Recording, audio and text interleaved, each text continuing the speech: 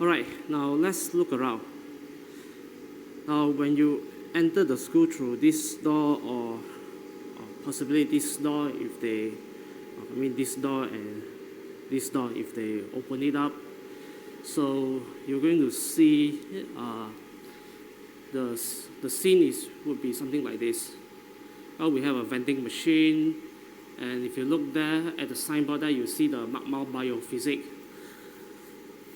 And this would be the temperature sensor, and let's not forget about my Sajatra.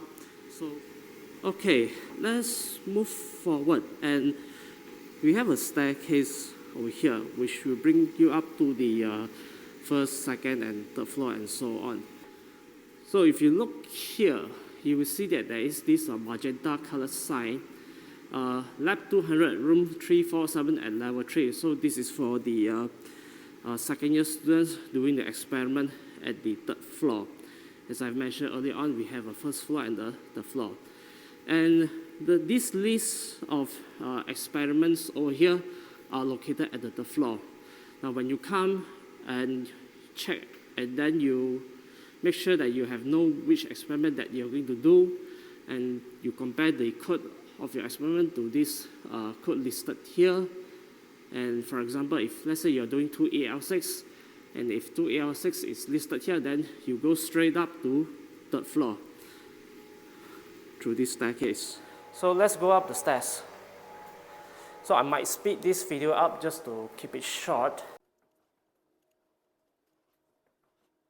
So we are at the first floor, and on the right you can see that there is a room over there which is called the student center. For the time being of this recording, it is inaccessible because it is locked. And as you can see, we have the geophysics laboratories around this corner. Okay, so this is the second floor. And if you look around, you see the medical physics laboratories and the crystallography laboratories. This is the research laboratories. I suppose this is the highest floor that you can get. There's no more staircase going up.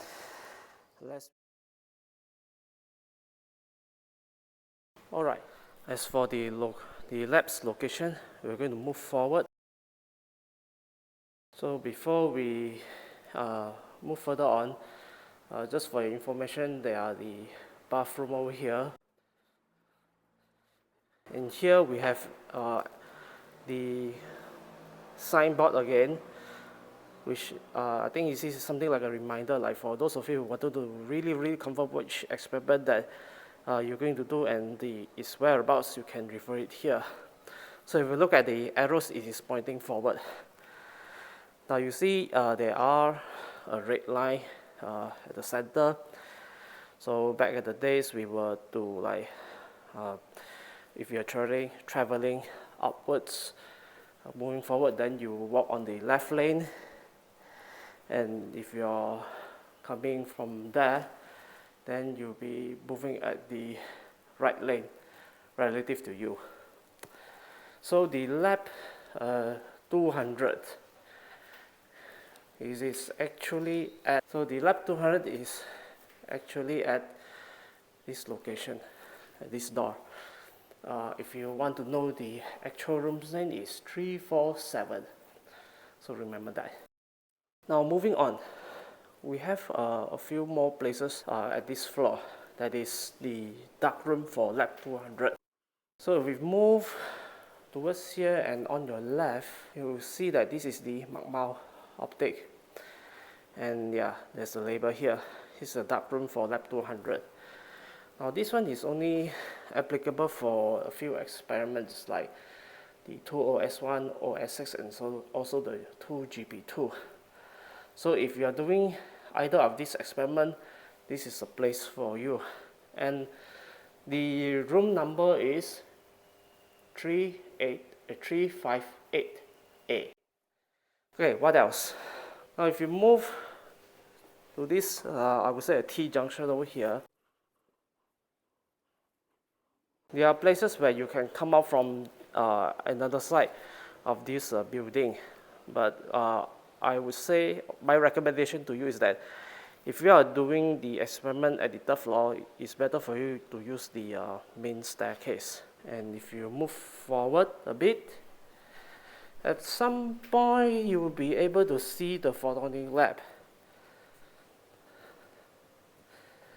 which is right around this corner. So this is the Photonic Lab, or in another name is the Engineering Physics Laboratory 1, Mau Fisik Kejuruteraan 1. So for those students taking ZKT 296, your experiment will be conducted here. And the room number for this lab is 366. Okay, thank you very much. I think we are going to go back down and we're going to take another video. Right, see you.